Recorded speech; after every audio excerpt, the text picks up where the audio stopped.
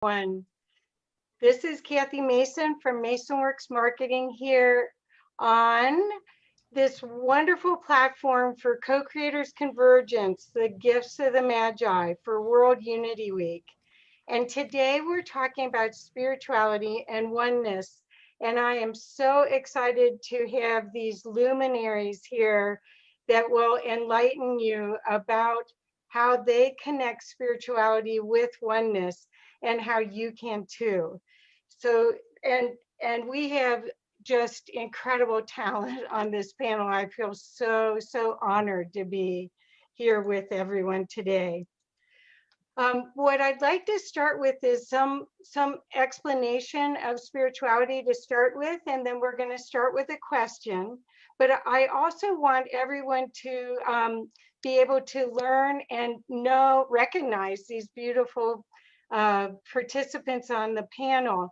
So when I do do a little bio for you, if you would please wave your hand when I do that so people can recognize you, that would be great.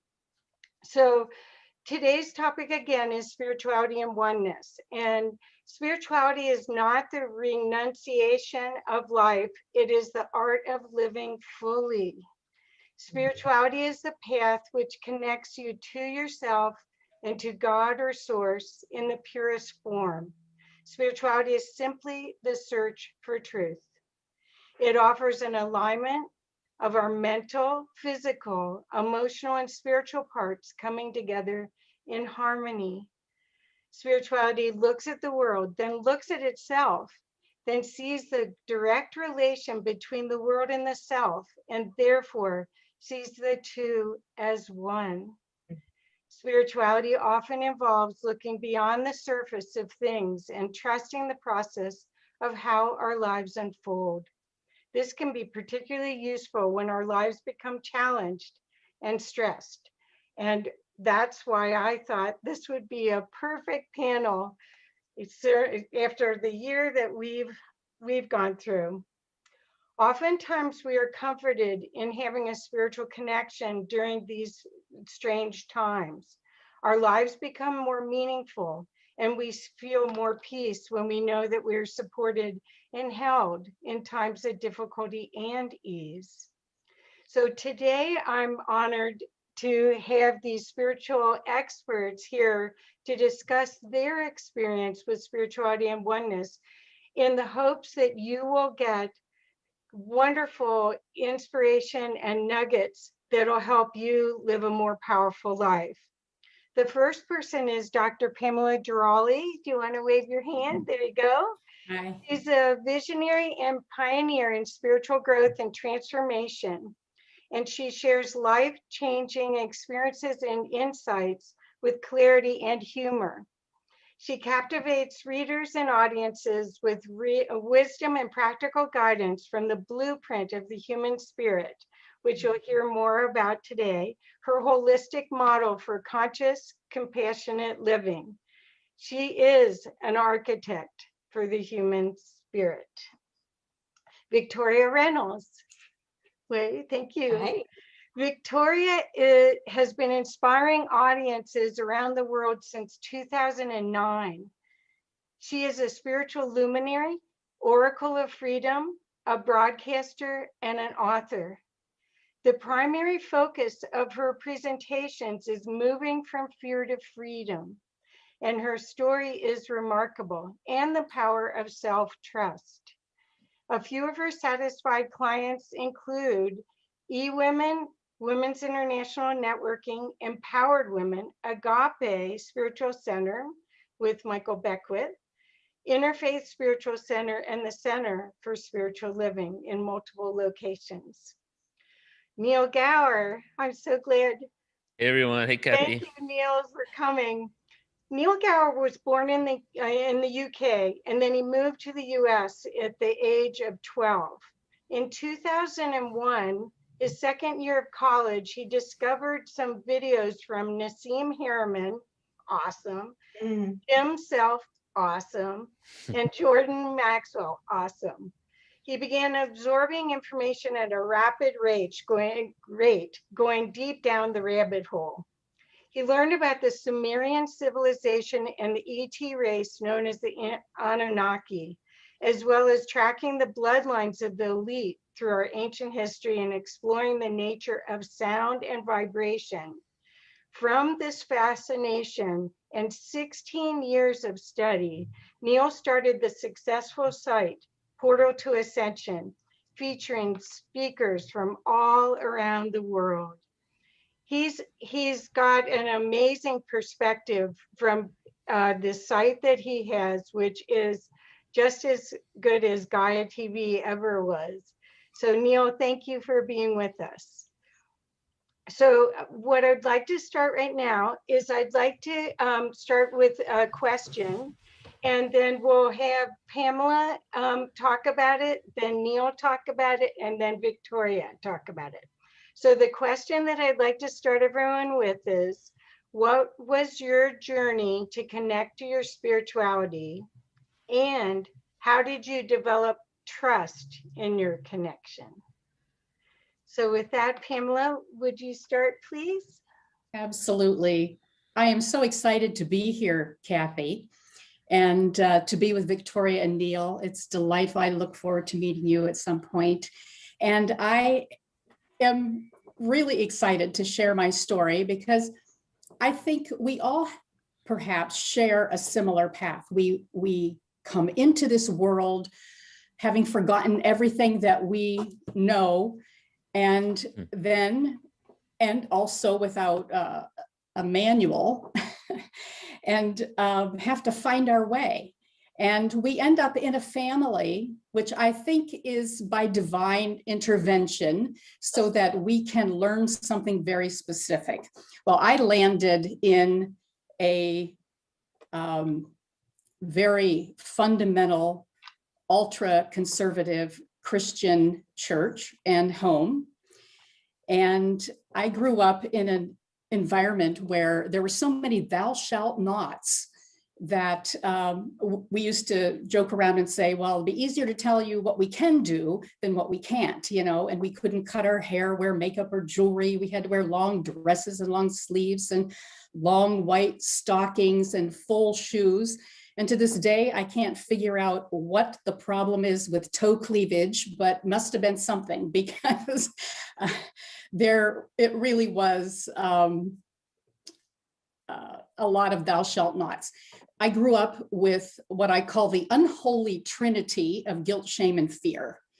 And every time I went to church, I was beat up and told how unworthy I was, and that I was going straight to hell in a handbasket, so to speak. And so it was very, very fearful for me. I really didn't agree with this.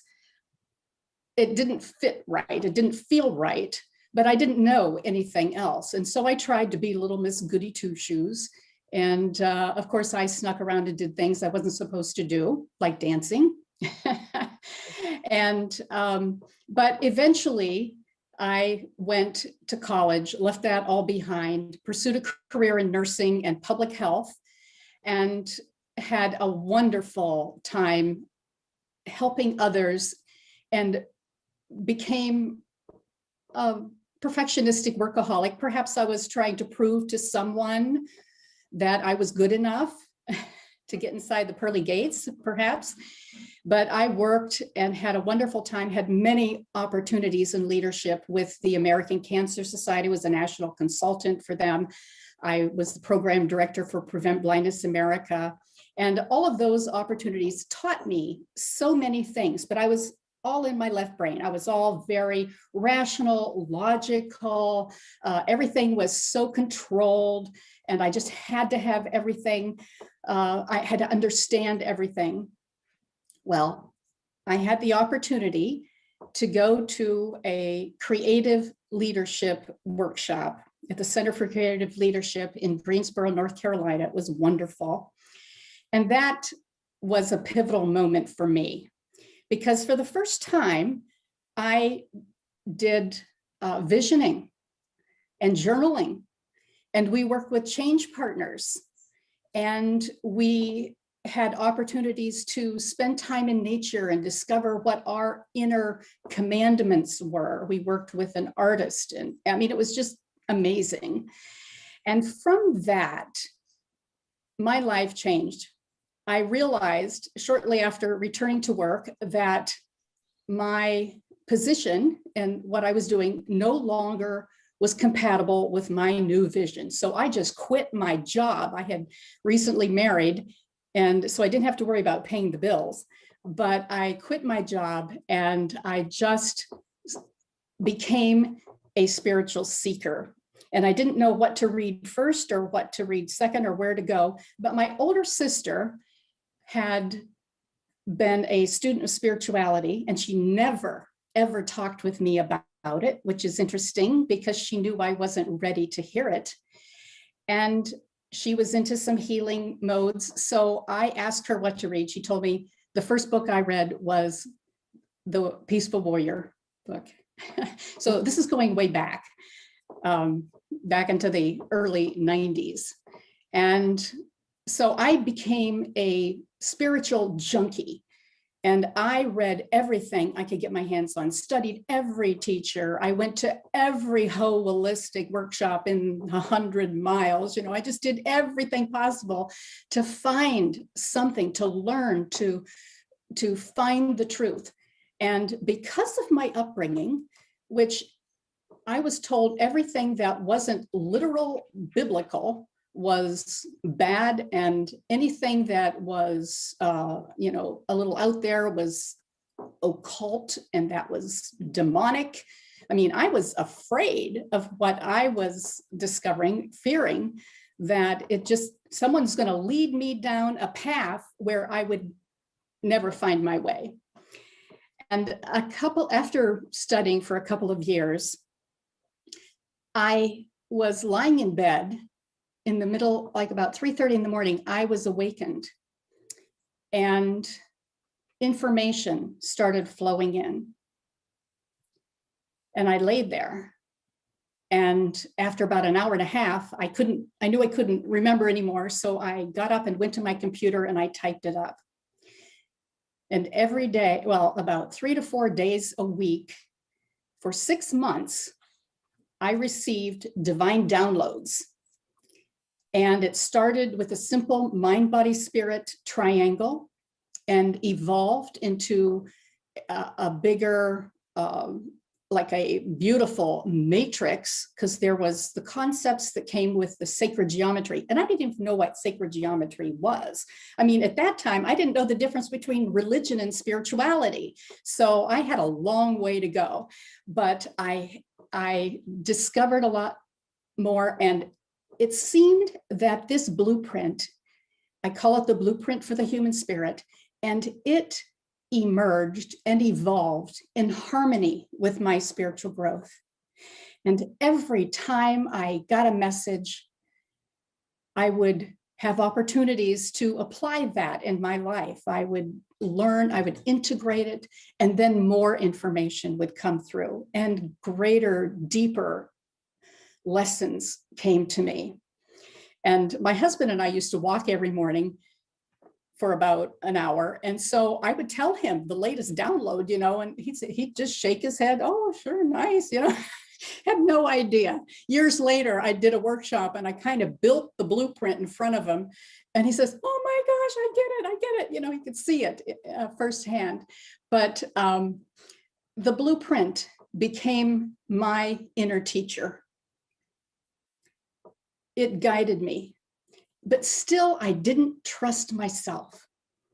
And I had become very adept at manifesting and all that. And so I thought, if I could just have someone like Wayne Dyer or Deepak Chopra as my teacher, they could tell me if this was right or not. I needed confirmation because I didn't have it. It's like you can't prove anything in this domain.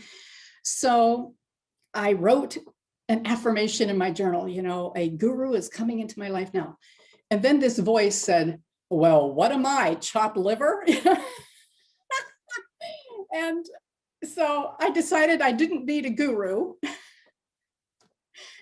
And I learned to trust, but I trusted because it felt right. It just felt so right for me. And that every time I received information, I'd get goosebumps and I'd like, my body said, yes, this is right. Well, the blueprint, as it evolved, was a very interesting intellectual exercise. And being a brainiac like I was, and being more, science and logic oriented, I guess the universe decided I needed to make a shift. So one morning in meditation, in an hour and a half, I experienced 15 past life archetypes. And I didn't know how many there were, but I was sitting on my lanai, and it was raining that morning, very early in the morning on a Sunday morning. And they were just hitting me. And I experienced it. It was like I was this woman from Appalachia who lost all her children, and the winter was coming and they were going to die. And, it's like grieving. And I was elated as an ice skater and showing people how, this is a Russian woman, and then there was like a shaman who took me on a journey and, gave me his medicine bag. And a girl who was catatonic and totally separate from herself. And I mean, I was grieving and dying. And I mean, just over and again, I was so out of it. I woke up from this experience, ran into my office, wrote in my journal a couple lines about each one as I remember them. And I counted them, there were 15. And then I looked at the list, and they were written down in order of the blueprint matrix. There was one person for each of the major 15 boxes, were the major boxes in my blueprint at that time. And I went to church, and my friend said, "Oh my God, what happened to you?" She says, "Go home and write about it, because you do not want to forget this." So I did. And then a few days later, I went and had lunch with a friend who was a therapist and shared with her what happened to me. And she said, "Would you like to do a regression?" And I'm like, "Are you kidding? How am I gonna, why not? What's one more, right?" So she guided me back in time. And I was a child at the feet of Jesus when he said, "Let the children come to me." And in that moment, I knew exactly what that meant. When we are children, we are innocent and we are open and loving and playful and curious and joyful. And life takes us away from that. We lose that. We lose our connection. We lose our sense of oneness. And in that moment, I also knew that that particular box of the matrix, or that particular archetype, became the representation of the eternal realm of the blueprint. The blueprint has 5 dimensions: physical, mental, emotional, intuitive, and spiritual. And it has 5 fields of existence: the quantum, personal, social, global, and eternal. And that beloved child of God, completed the blueprint. And from that moment on, I had experienced the blueprint. It was a part of me. It went from my head to my heart. And it just became something that I can share in so many ways. Well, as the blueprint was evolving, I discovered I was also intuitive. And of course, that was way off, because being a left brain, science-oriented medical person, it just didn't quite fit. But I would lie in bed and I'd think of a friend or a family member, and they would have an issue would come up, and I would see imagery, and I would move energy around, and I could affirm their highest good. But then I learned that I could talk instead of just lying there and praying. And one time I wanted to figure out if I could, what would happen, because I just kind of lay there aware. So I said to my older sister, I said, I'd like to see if I could talk while I do these sessions so that I could remember. And she said, do me. And she was in Pennsylvania, I was in Chicago. So I got a little recorder, I laid it on my chest because I was still doing this in bed, praying, and I started, with the prayer, affirmation, open, receptive, willing. And I talked in first person. And I reflected, I became like a mirror and reflected exactly the issues that came up.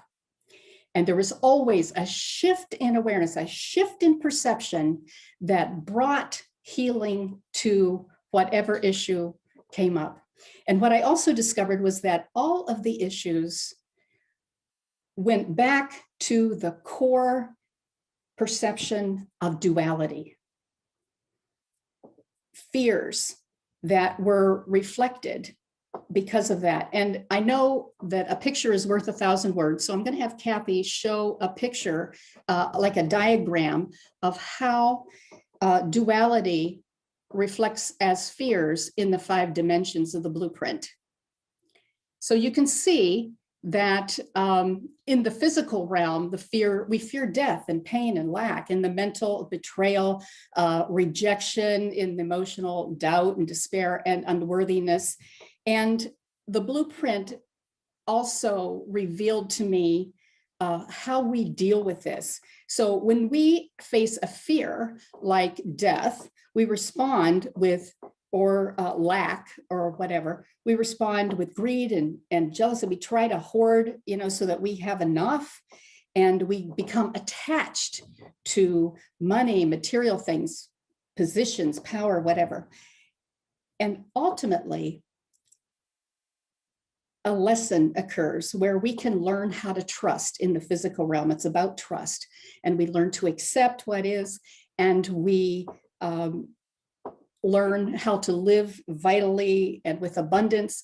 And ultimately, when we truly discover the essence of our being and realize that we are divine beings, and we realize that we are immortal and that we will never die. And knowing that is when I lost my fear of death. So you could take that down, Kathy. That was just an example of how the blueprint revealed to me exactly how fears resulted, and most of life's issues come from duality, and how when we discover who we are, beautiful, perfect, divine essence, then that goes away, and we shift our consciousness in a variety of ways so that we can embrace and express the truth of our being.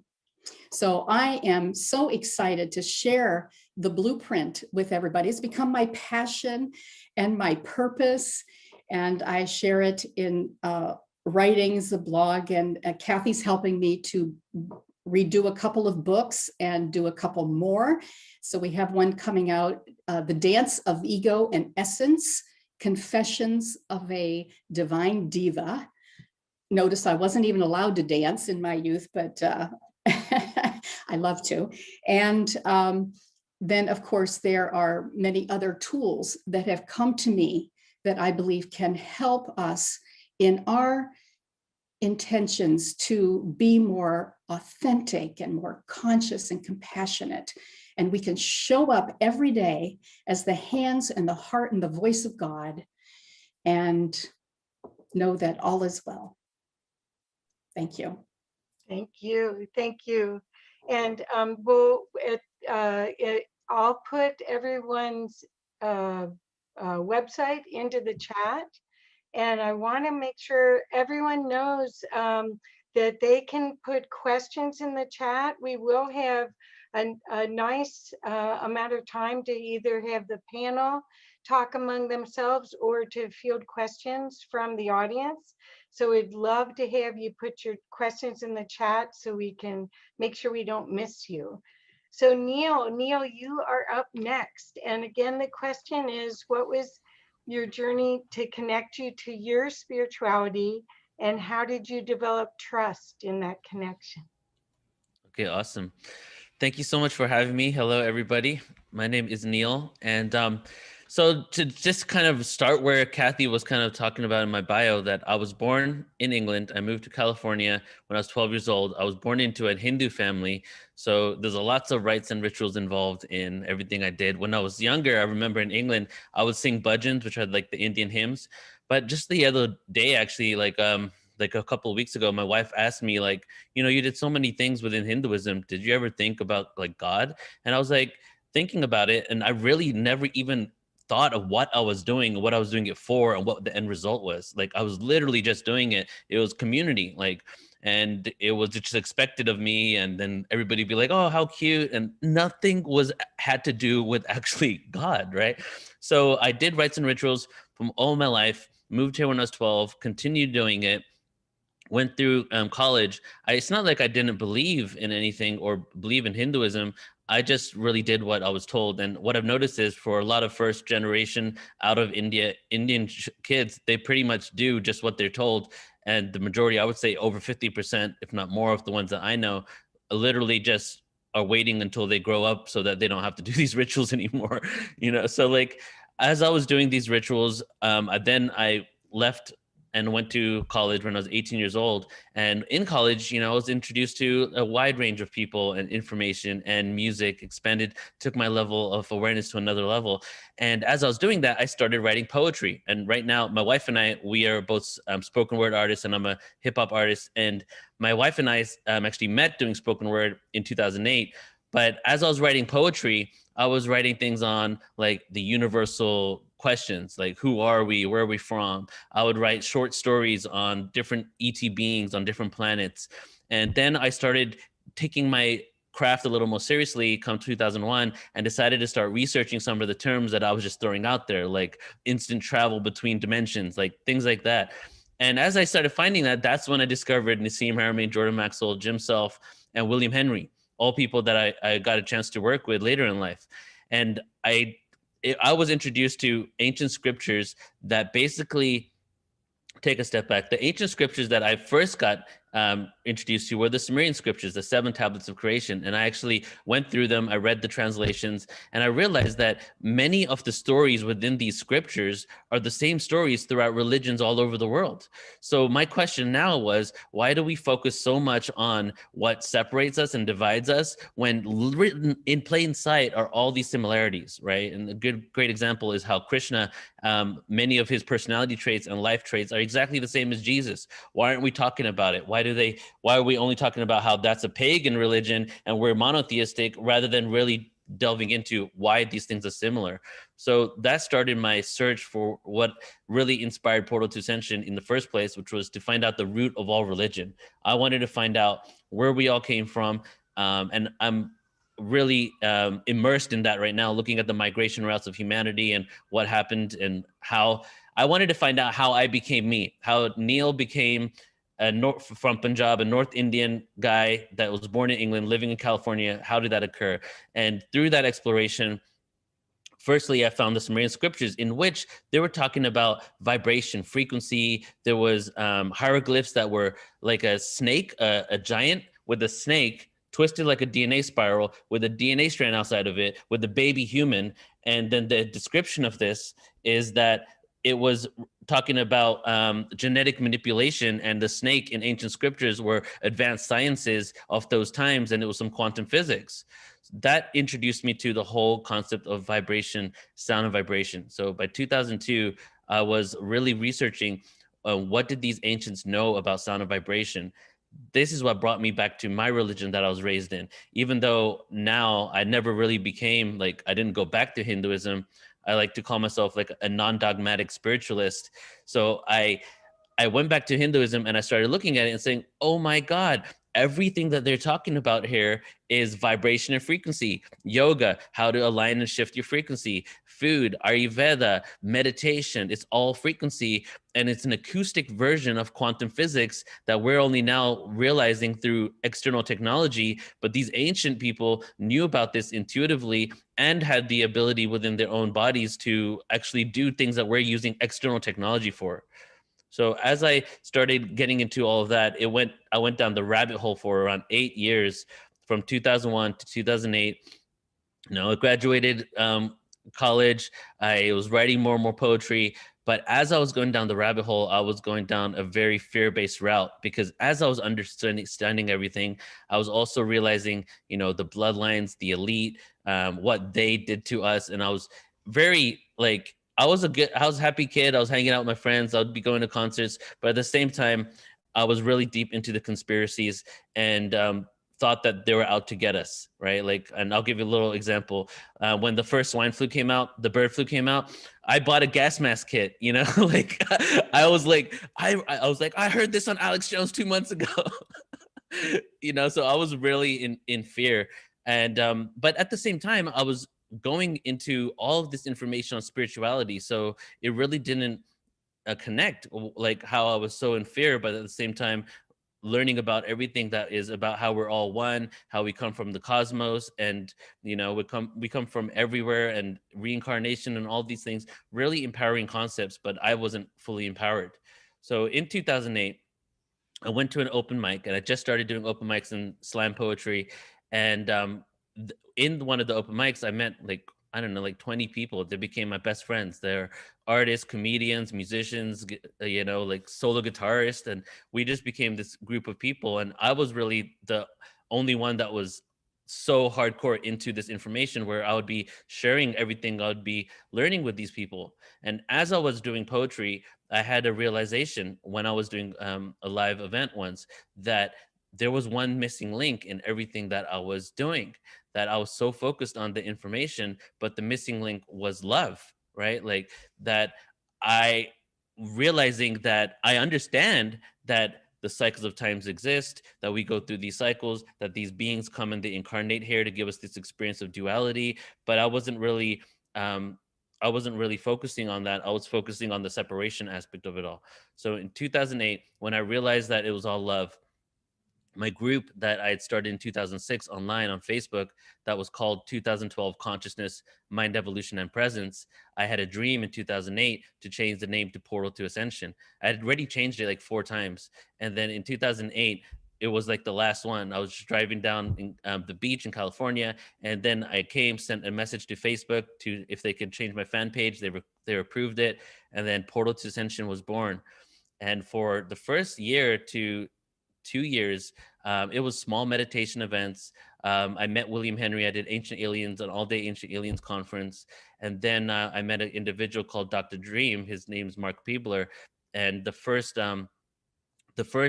40 really like Portal to Ascension productions was a tour with Dr. Dream from San Diego to Victoria to Vancouver to Victoria Island, where when we left for the 6-week tour, we only had 2 events booked and we had no places to stay. And it was a complete synchronistic tour where we were doing something called the Unconditional Love Galactivation Tour, where we had right frequency machines. We'd hook people up to it in a circle. And then we would put like self-forgiveness frequency, love vibration, a different frequency per hour. And we would play like sound tools for 3 hours. And that was when I really got an opportunity to learn how to play sound tools and to start really practicing the production of all these events. So we started over down here in California, had 2 events booked. We went on the road and we just started booking them as we went. And we would go to events. People would be like, well, do you want to stay in town for 2 more days and do it at our house? So it was really just us trusting, right? And this goes back to the whole concept of this portion here is about me trusting that this is my mission, is what I'm supposed to do. And I remember having the call with Dr. Dream, and I was like, I hate my job as an SEO, like as a web designer here. I don't want to be here anymore. And he's like, quit right now, move into my house. Let's go on tour. And that's exactly what we did. Like 2 weeks later, we were on the road and doing all these events. I got to do a full day conference in Vancouver. So that was really the beginning of, my entire Portal to Ascension path. And as I was doing this, I realized more now late than before. You know, I've always created events in order to learn and to empower myself, but I really wasn't doing it consciously and completely aware of why I was doing it. So as soon as I became conscious of the fact that I was doing that, it became even more intentional, right? And over the last few years, that is what has occurred. So from 2009 to 2012, continued doing small events, but I actually quit Portal to Ascension around 10 times in 4 years. Like I was like, I'm completely done with this, because as an Indian kid growing up in a conservative Indian family, seeing all of my friends and family around me doing like things that are hardcore careers, accountant, lawyer, doctors, blah blah blah, all these expectations from my parents saying to me countless times, spirituality will never pay the bills, spirituality never pay the bills. And me still, like, every time I got a job anywhere, I would sabotage myself all the time to get fired or to just like not show up to work. I could not, for the life of me. I've had like 40 jobs and I'm 38. I couldn't for the life of me stay at any of these jobs, even if they were great jobs that were paying me. I felt a calling back to Portal Ascension always. And every time I quit doing Portal Ascension, there would be some amazing synchronicity where I would get a call out of nowhere from like some like speaker or somebody else, and something would direct me back to doing Portal to Ascension. So about 6, 7 years ago now, that was the last time I quit. And at that point, when I started doing Portal to Ascension again, I realized that, hey, why don't I just do all the events that I'm doing live, but just completely stop the live events for 2 years and just do everything online and see what happens, right? So that's what we did. And our first online summit was called the Starseed Online Summit with Dolores Cannon as the headliner. And it did so well that we just started doing one every single month after that. And within a couple of years, it became one every single week. And now it's multi-day summits, conferences, retreats to ancient sites, tours, and we're doing about 110 online events a year. And then we have another 20 or so live events. So as I was like really just delving into doing this awareness more and more in around 6, 7 years ago. Hold on one second here. Stop that video. So let me take a step back. So around 6 years ago, when I started doing the online events, decided to go and not quit anymore. I made a commitment to myself. I decided that I'm never going to quit again. And no matter what happens or what comes up in my life, even if I need to transition into something else to support myself, that I'm not going to stop doing this awareness, because it's truly my passion and everything is always driving me towards it. I feel that part of my mission here, well, in the early stages of really developing what I've created, my purpose here was to create a platform for individuals, for speakers, for presenters, for researchers, in order for them to be able to come and do the work that they want to do without having to focus on all the linear information, all the linear stuff, right? Such as creating their own events, doing their own bookings and things like that. So in the early stages, it started as a resource for that. But now it's really become a full-on platform for 100% event production for any level, where there's some speakers like James Redfield, for example, that I produce everything for. And then there's some speakers that I just have like 1 or 2 events a year, and then others that are online. But as I've been doing these events, the amount of information that I've acquired has been quite substantial, especially in regards to ancient civilizations, because I do sit through almost all of my events, and we're creating 10,000 plus hours of content like almost every year, 2 years. And at this point, there's 3,000 hours of free presentations on our website when anybody signs up.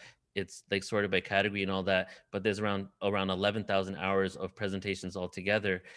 And the information that I'm really into now is really looking into the origins of humanity. But as I was doing that, I started going into ancient civilizations and further back to see, where did we all come from and what is the commonality between us. The Portal to Ascension really represents the middle ground, the equanimity about how we can unify everybody under this awareness. Because especially in regards to the UFO and the extraterrestrial question, which I delve deep into, the community is so incredibly split, and everything in the world has almost become politicized to the fact that the division is just running rampant. And like, I'll give you an example. Like yesterday, I had somebody like yell at me because they thought I was on one side, and then the end of the day I had somebody else yell at me because they thought on the other side of what that person yelled at me for.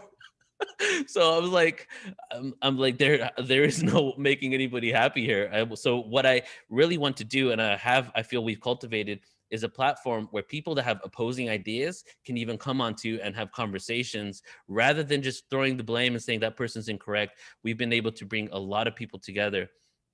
At this point, I've done well over 3,000 event productions, conferences, and mostly online events and webinars, but a good like 500 to 600 live events. And we did over for this, one of my friends, he channels a being from Sirius called the Dronus.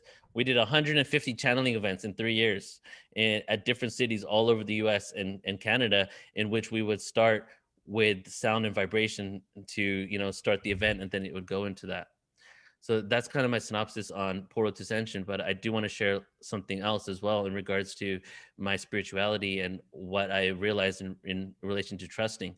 When I didn't have the awareness of the love aspect of it all, I felt much more separate. When I felt that I was having something happen to me, I felt that, that these people have power, money, and I'm nothing. And then as soon as I realized that, the cycles of that individuals and beings actually incarnate to give us these experiences of duality, and for as cliche as it sounds, everything happens for a reason, but not in the aspect that everything happens for a reason and therefore I won't do anything about it, but being at that neutral stage, knowing that everything happens the way it's supposed to happen and still taking informed action to change things for the positive. That was my shift in my reality that led me to trust, because when I realized it wasn't happening to me, but it's happening for me so that I can get the experience and the contrast that I wanted, in order to remember. And as Pamela had mentioned, that we're in this planet of amnesia, and like we don't have complete remembrance of our past lives and extraterrestrial lives. And some people do, but it's even scientifically proven now that other lives exist. But we know that this exists, and we also know that we don't remember it. That's a profound right there. So the fact is that if that's the case, what we've set up for ourselves is the ability to see what we do not want to create so that we can create something that we want. And that's what we're here on this planet for. Right now, I'm deeply immersed in understanding the cycles of time. And if you just look at it and you look at the cycles of time and you go to the Vedic scriptures and you look at the dates that each age shifted, and you line up all the things that happened on the planet at those times, it's just mind-blowing. It's like a template for our consciousness. And we have the education, the information, the ancient scriptures, the intellect, the technology to live such a abundant and beautiful life on this planet. But why isn't that not happening? Reason why is that we exist in these old paradigm structures that were designed to build this age of materialism that we've now completely, like, we're completely, it depends who you ask really, but in my opinion, we left it 200 years ago, and we're just going through the growing pains right now of how to create this new reality. And what we've discovered is we've pierced through the veil. We understand the subatomic world now. We realize that the world as we know it isn't the world as we know it. That's another thing that we've realized. So as we're getting more and more confused collectively in the science realm, we're realizing we're seeing through something. And that's why we're all trying to figure it out at this point, right? What is this? What are we understanding here? What are we seeing through? The subatomic world, it vibrates in and out of reality. The frequencies vibrate in and out of reality. It's like a holographic projection of consciousness, some organic, beautiful experience that we're going through right now. The information's there, but when we get the masses educated on it, we're so beautiful. Our bodies are so amazing. Not only can they be extremely manipulated, but they can be completely in control and empowered, right? Depending on the frequency that you're within. So if we can educate ourselves with the right information that can create more empowerment, the what we can create in our world in the years to come is extremely unimaginable. And as myself that delves deep into looking at unacknowledged black budget projects and all that stuff, even I know some things that are out there, but I believe that there's so much more out there that I can't even fathom at this point, and we're only in the beginning stages of it. So that's really why I do what I'm doing here, and I'm grateful that I had the opportunity to share. Oh my gosh, that was fantastic. So I know Dr. Dream really well. I bought 2 of his bowls, and so small world. And I just want to share with everyone, Neil was the genius behind an IONS conference that we did last year. And he just is an amazing young man, easy to work with, very, very thorough, and I can't say enough for what you're doing. And I've been watching you since way before that, watching what you've done and grown, and it's amazing. I'm so excited to see where you're going to go next, Thank you, and Kathy. I'm into all of it. So, okay, great. Okay, so thank you, Neil. And again, if people have questions, please put them in the chat. We will have time after Victoria speaks to be able to share and talk directly one-on-one with these incredible panelists and get some answers for your questions, or just stimulate your brain cells here. So thank you. Thank you. Okay. So Victoria, so do you want me to repeat the question for you again? That would be lovely. Thank you. Okay. Okay. What was your journey to connect to your spirituality, and how did you develop trust in that connection? Okay, thank you so much, Kathy, for that question. I, very much like Pamela, grew up in an extremely fundamentalist religious environment. Only in my case, it was a bit even more extreme in that I grew up in a what I now recognize as a cult. It was a closed commune and also included polygamy. So as a female in this environment, I had no control over my human experience at all. It was completely dictated by the men in the community. And so I grew up with this belief that I had no value, that the only value of my life were the number of babies it's like my worth was in my womb. And that I didn't know women could go to school. I didn't know women could have jobs, and that even to the degree that women aren't allowed into heaven unless a man lets them in. So I grew up with virtually no sense of self-worth. And again, as Pamela, an incredibly fear-based environment. There was nothing I could do to make my dad happy or the big daddy in the sky, who was an incredibly judgmental, masculine figure. And so for me, this God was mean. He was mean and judgmental, and there's nothing I could do to please him, because we didn't believe in forgiveness or any of that. It's like you got one shot at life, and if you screw it up, you pay for it for the rest of eternity. So I lived with this constant fear every day of my life of not being good enough to please anyone. And then also in this environment, I endured a lot of sexual assault on top of the emotional and spiritual assault that came with it. And but what was really interesting about that, when I was a little girl, I had spiritual insights. Somehow I knew things different than what I was being told. And when I would question it, I would get yelled at for questioning it, because we were only allowed to believe what the men in charge were telling us to believe. And so I just learned how to keep my inner voice to myself. And I learned how to be afraid of my inner voice.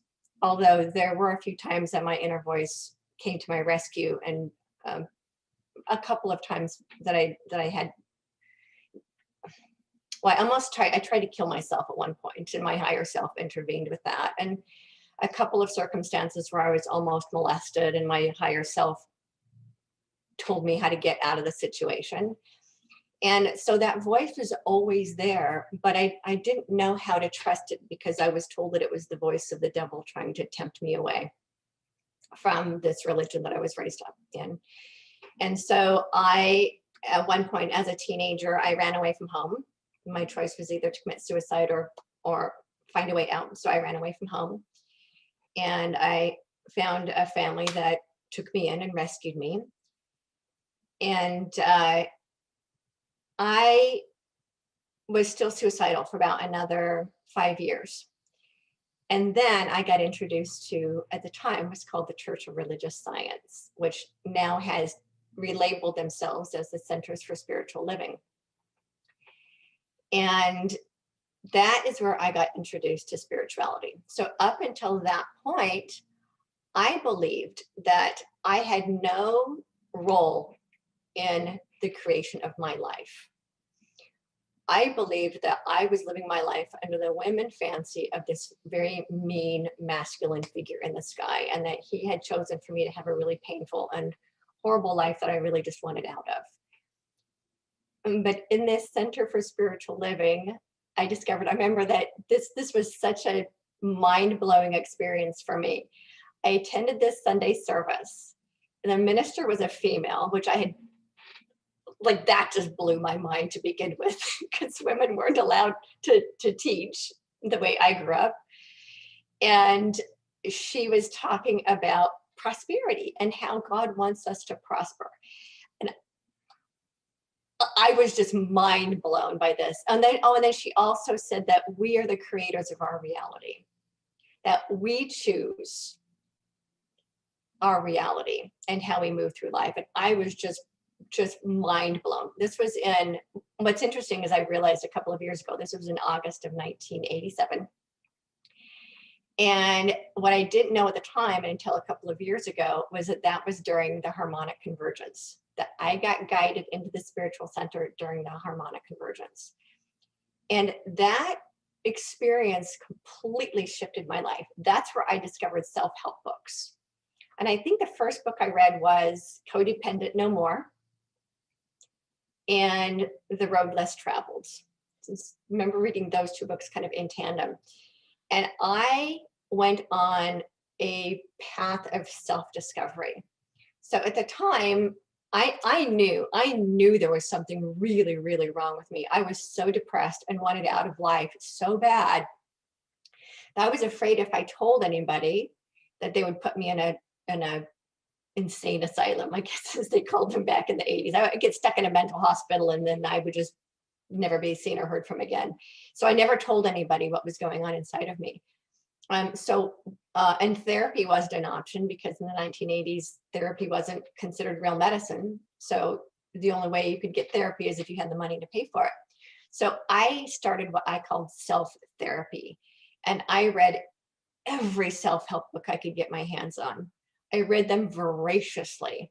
And I found them at that spiritual center. And then after I left, that was in Salt Lake City. And after I left Salt Lake City and I moved to California, I found Unity, which is almost identical to Centers for Spiritual Living. And I got soaked up into spirituality.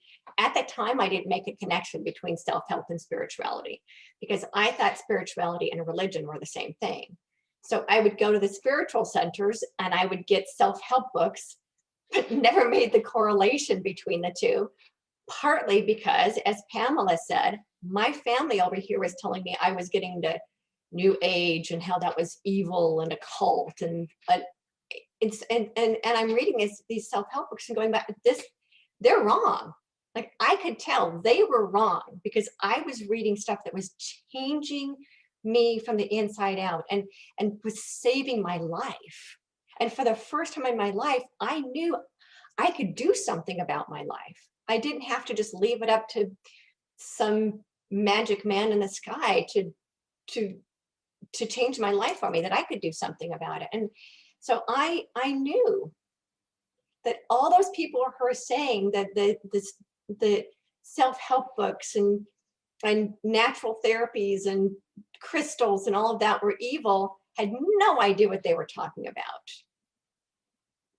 because it was making such an impact in my life. I didn't put spirituality into the connection until after 2008. So in 1987, that's when I started down my self-improvement path. And I had told myself back then that someday I want to write a book to help other people the way these people have helped me, because they changed my life. This, books by Wayne Dyer and Louise Hay and the self-help writers of the 1980s.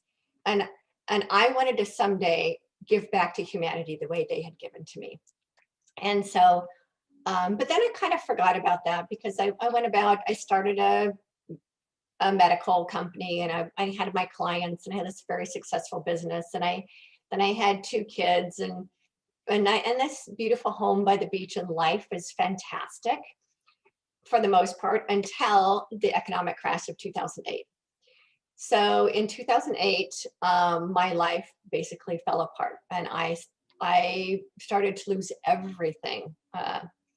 The economic crash put me out of business. It put my husband out of business. And then my kids were both diagnosed with learning disorders. And I hit that bottomless pit again of wanting out of my life. And the only thing that kept me here were my kids, because I knew I couldn't abandon them. But then I started asking. I didn't know I was asking myself. I had no idea I was looking for spirituality. That was like the furthest thing from my mind. I just wanted to figure out how to fix my broken life. I wanted to know how to make some money, because my house was in foreclosure. We're in the middle of filing for bankruptcy. I was over $1 million in debt because of these 2 failed businesses. And I wanted to know how to fix my life. And so one day I was out walking through my neighborhood asking myself, how do I fix my life? How do I fix my life? Where am I going to get money from? And I had a spiritual experience. And my inner voice said to me, begin with gratitude. And I discovered gratitude as a visceral experience. That is the prayer gratitude that I was taught, which was just lip service, never meant a thing to me. The visceral experience of gratitude, and that shifted my life. And so I started having these now what I would call downloads. It was my inner voice speaking to me about how to heal my life. And I had notebooks everywhere. Now, this was before smartphones. Okay, other people might have had smartphones. I didn't have a smartphone.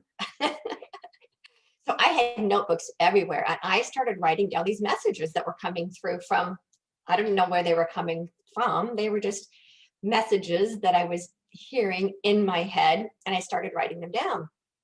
And then after a while, I decided to take them out of my notebooks, because I had one in my bathroom and one on my nightstand and one in my purse and one on the coffee. They were everywhere. So I decided to consolidate my notebooks and put them on my computer so that I could go back and reference them. And what was fascinating in that is that they started to merge themselves into a process. It was never my intention to turn these into a process for someone else. It was my own learning, from my own remedying my life. And it ended up becoming the book Transcending Fear. And this process that Spirit gave me, which I now know my higher self gave me, is what I call the transcendence process. And it was the process that I was given to heal my life and to move out of that fear-based reality and into this love-based reality that I now presently exist in. And so I've been teaching that a little bit over the years to individuals who come into my life, and I've been teaching it, but I never really got into it too much until fairly recently, because of my priority was raising my children. And I thought I needed to protect them from their alcoholic father. So what I discovered is I ended up, after reading Codependent No More, I slowly eventually entered back into another codependent relationship, because I didn't recognize that there was a level of that I hadn't processed yet.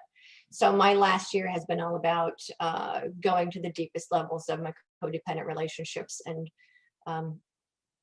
I had to let go of my husband, and I had to let go of the relationship with my kids. 2020 was a very, very difficult year for me, and also incredibly necessary for this next level of up-leveling that Spirit has asked me to go into. And so backtrack a little bit about what happened in 2008. I started having these downloads from my higher self, but I didn't make that correlation until one day I was laying in the bathtub, and I heard a voice in my head, not like hearing other voices. It was my own voice, but very, very clearly said to me, I am you in the 4th dimension, and our worlds are about to collide.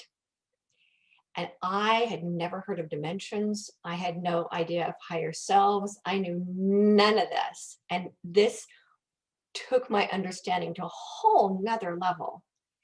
And I still didn't grasp what that meant.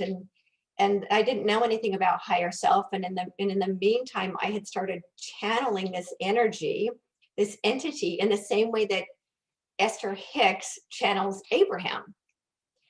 I started channeling this entity who was giving me information. And I would get up in my notebooks again and write down these messages that came in for me every morning. And I remember telling my husband, and my husband said, "Oh, no, you can't tell anybody you do that. Nobody needs to know that you do that. That's weird and that's freaky and you can't tell anyone." So I held that inside until very recently. And I talk about it now openly, but I kept that to myself for 10 years. And then I started channeling ascended masters. And Yeshua comes in and teaches me things. And Metatron comes in and teaches me things. And so I have these ascended masters who I work with, who I have a very personal experience with, and they tell me what's going on in the world, and they tell me what's going to happen in the future. So what's happening right now, I knew about 5, 6, 7 years ago, but I never told anyone because I was afraid of what people would think if I told them about this spiritual gift, because I was so afraid of it as a child. And I've finally have started to really trust that it's okay to tell people that this is who I am and that these are the messages that Spirit's giving me. And so there's that. That's where I am today with regard to my spiritual teaching. And in the process, I've written 3 other books, and Kathy's helping me write another book and helping me with another process that Spirit's given me. And so one other thing I want to share about the oneness. Back in 2010, I was standing in my kitchen one day, and I had been coughing for about 3 weeks. So I knew what the coughing was all about. I knew that I was purging old fear-based beliefs out of my physical makeup. That letting go of more than 40 years of fear-based and false beliefs, I was purging. And usually the purging experience isn't always easy. For some people, it's incredibly uncomfortable. For me, it was uncomfortable in the form of what looked like a flu, which I now laugh. It's called the Ascension flu, but there was no name for it back then. And so I had been coughing for about 3 weeks, and I was standing in my kitchen sink, and I had my hands in the water, and I felt this flood, a flood of love that was so pure and so profound and so blissful. I can't even explain in words what this love feels like, because it is. And I had to ask. I was like, I asked, "What is this?" And the response was, "We wanted you to know what love really is. And that love isn't an emotion. Love is energy. It is the energy that everything in the universe is made from. It is who and what every single one of us are. And there is no separation between us and God. There is no separation between any of us. We are all made of this stuff. We are all love having a human experience."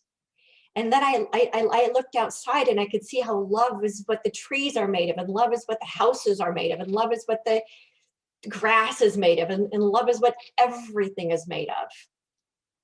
And that God is love, period. And we took this concept of God and turned it into a judgmental man in the sky. And that is just created by fear in a way to keep us divided. And almost everything we believe is created by fear to keep us divided. And it's not true, because it's love. And when we all understand that we are love as human beings, love having a human experience, then all this other stuff becomes kind of nonsense. the division isn't even real. We're just being told that it is, to keep us from finding the true power of who we actually are. We're all God incarnate. Oh my gosh, if we're all God incarnate, we can do anything. We're just in this fear-based false reality that tells us that's not true. And when we can learn how to recognize how all of those beliefs have played out in our life, and we learn to transcend them, then everything becomes possible. And so for me, that comes back to this idea of trust, trusting my own path, trusting that I'm taken care of. That was a big step for me. Leaving my husband last summer was, the Spirit kept saying, he is not your source and supply. You need to be able to let him go and trust I'm taken care of.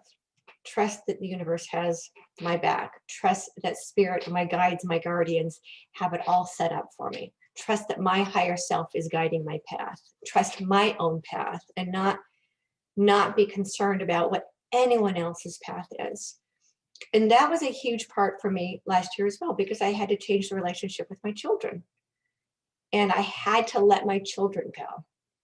And they now live with their dad most of the time. And that was really, really painful. And at the same time, what Spirit was telling me is that I have to trust that they have their paths.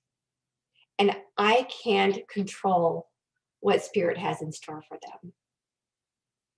The only path I have any control over is my own, and how I respond to the circumstances that come into my life, and how I use those circumstances to make me a better person. And that by becoming a better person, that's how I'm making a difference in the world. And so all of this entire life experience, all of it has led me to be the teacher that I know I'm here to be. And I was given instructions very clearly by Yeshua, Jesus, a couple of years ago, to teach the way he taught, with no strings attached, with no expectations, no teaching to sell my stuff, none of that. I teach what Spirit teaches me to teach. And I teach freely, and I give freely, and I trust that I'm taken care of financially, because I am.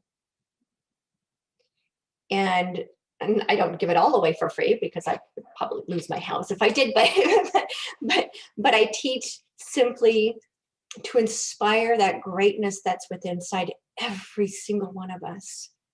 And I wish so much that every human being could experience what I experienced that morning in my kitchen.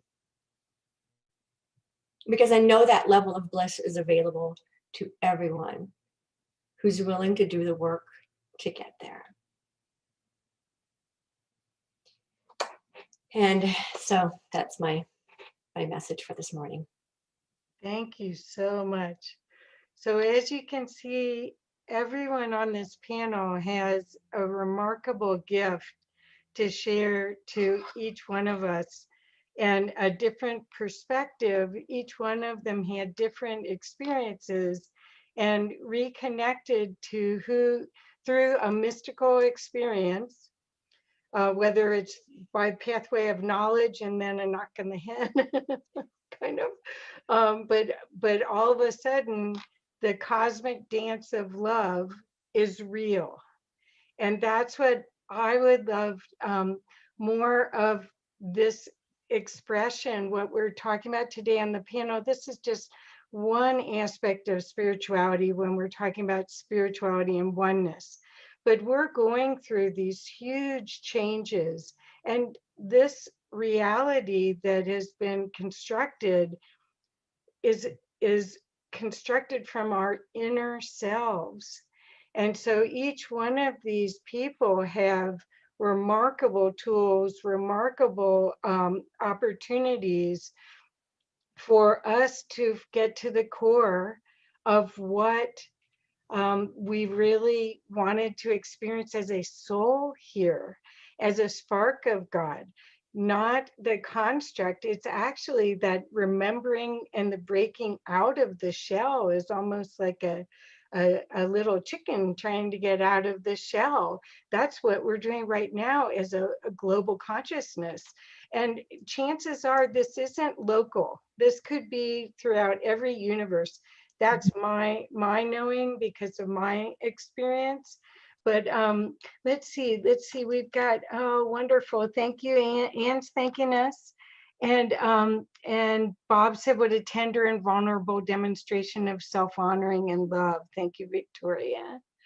Thank you, thank you. And so what I wanted to do, if anyone has questions, Sarah's here and Jacqueline's here, please, if you have questions, please share a question. Meanwhile, I'll ask one to get the ball rolling. Do you have a daily ritual or practice that you do that helps connect you? Pamela, do you want to start? Sure. I'm a little iffy with my rituals. I've never really been into ritual, but I understand that it is important to bring ourselves to a place of awareness. And so I have a sacred space in my office. I light a candle sometimes. I just sit in the silence and then I journal. And that usually helps me to, focus and to remain within, constant with the spirit of what I'm trying to accomplish, what I live, what I express. And so that helps me. But I will admit, and I have written a book about confessions, 40 days of confessions, which is, I've done a lot of confessing. And so I will confess that I am not good at it. And I have always struggled with sitting in the silence. I'm hyperactive and I have a very, active mind, and I like to be in charge. And so I struggle with that, but I just sit. And I don't think we have to sit for long. And I don't think we have to, we don't have to belabor it, because it's just an awareness. It is just an awareness. And so I think if we just tap in and just know that this is what it is and let it go instead of worrying about it. Perfect. Okay. So Neil, do you want to unmute and also talk about if you have a ritual or a practice you follow? Yeah, actually, I like to show it because it's poetry. But what I do is, I'll just say this first though. It's chanting. I'm not in. I love all types of healing work, but for some reason, I'm really concentrated and focusing on cultivating power within and being your own self guru. So chanting for me helps just like empty my mind, makes me so present. It's like really actually completely magical what chanting can do. So I chant the vowels now, A, E, I, O, U, 3 times each, because vowels were introduced later in language because of the sacredness, and it connects you to your chakra system. So when you chant the vowels in any language, it opens up those energy centers. So I've been doing that right before this. I only got 5 hours of sleep last night. I chanted all the vowels just to get ready for this. But then freestyle rapping, I love to freestyle rap. And if I can do a little poem really quick, I'll show you kind of what I do. And if you want, you could share your screen if you'd like to share the poem. I don't have the it on hand. I'm gonna do it just by the top of my head. Cool. So I love to it just helps me express and get it out, working up my throat chakra, because that's really, throat chakra focus is really huge thing for me this life. Astral travel, vibrating high out of the center of the galaxy, rematerialize etheric energy, dropping in density, increasing in complexity. To the ends of the spiral we shall go. Planets form all around. I see a water world in a system of soul. My soul speculate in this illusion, a spacesuit made of skin, into a polarized reality of duality, oneness, and sin. Carbon base will join the crystalline children. I slowly descend through the ozone. We'll be born soon, so I enter a womb. Birth cycle almost ends. You see, I rode the unity wave into this dimension, a fabricated fallacy. I forgot when time became linear. Masculine-based society suppressing her. Feminine energy creating stargates and other etheric tools going through the wormhole, spinning around like a whirlpool, here to overrule the external in this earth school. From my eyes, I finally lifted the wool. I reincarnated to this planet November 17th, 1982. Wow. Thank you. Thank you. Wow. Cool. Cool, cool. And the power of that, you could feel the energy swirling while you're talking. Oh, fantastic. Thank you. Thank you. Thank you. So Victoria, do you want to answer the question now? Sure. So I started doing this, years ago when my kids were little and my husband was here, and it still is my daily practice. I go out to the living room, which is where I've been writing for years. And the first thing I do is light a candle, and I have my Palo Santo stick, and I just kind of wave it and say, energy is cleared. And then I fill my diffuser with water, and I put my essential oils in there. So I have, it's kind of creating this space that's my space. And then I sit and I tune into spirit. It's kind of a combination between prayer and meditation, where I just get really, really quiet and I connect with Mother, Father, Creator. And I do my visualizations of clearing any energies out of my house and out of my body that are not aligned with my now highest and greatest good, because I'm every day moving up the spiritual spiral. So what might have been in my highest and greatest good yesterday isn't necessarily in my highest and greatest good today. Right. And then I call back any energies I may have left out there, and do an energy transmutation, so that everything in my field is transmuted into the highest vibrations of love. And then I send it out in airwaves across the planet. This is part of my daily practice. I send it in waves of love and light and gratitude out across the planet, so that this energy then transmutes the entire planet. And then I call in my guides and guardians and my higher self, and I ask if there's any messages that Spirit has for me that day. And I pull out my notebooks and I write. If Spirit has a message for me in the morning, I write down what that message is. So that is what I do each morning. And then I put a bubble of protection around myself, and I put protection around everything in my domain of care, so that only love and light and truth may enter my field, and that I am protected from anything that is not that. And I set very clear intentions whenever at the beginning of every day, what my intentions are for the day. So I spend about a half hour in this sacred space of just being with Spirit. Perfect. And that's how I start every morning. And then mornings that I don't do it, I can tell a difference. Yeah. Yeah. I do things like sprain ankles and break toes. Well, I have to say that during the very beginning of COVID, Victoria and I spoke almost every day. We've met in person in LA, and I recognized her as an angel. She is an embodied angel. And that was it. You weren't quite sure what that was yet when I saw you. But I had no idea. It took me a while to figure that out.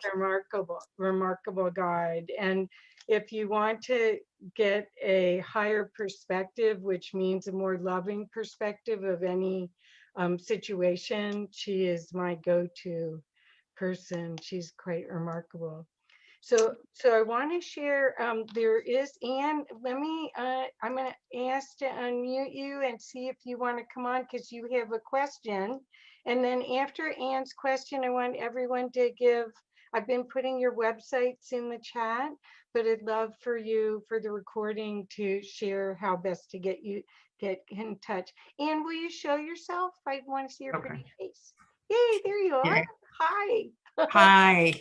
Well, I want to say that I've appreciated everyone sharing. It's been wonderful. And what I wonder being in somewhat of a same position, having gone through a lot of different spiritual experiences, one of the things that I wrestle with really is busyness, and maybe scheduling too many things, and then moving back from that and experiencing overwhelm.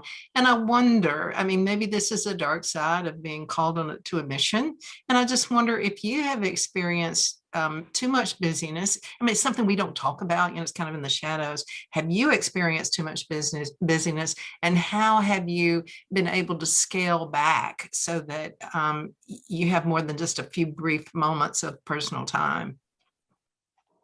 I'd love to respond, and I always love to help others. And so I got caught up in being a volunteer for so many organizations at one point that I burned myself out. And I was spending so much time helping a half a dozen other organizations that I was not honoring my own work and my own purpose. And the universe said, enough. And I was flatlined for about 6 months, and with a viral thyroiditis. So I learned the hard way how to say no so that I could say yes to what was most important for me. And I've learned also to distinguish between nice to do and need to do's. And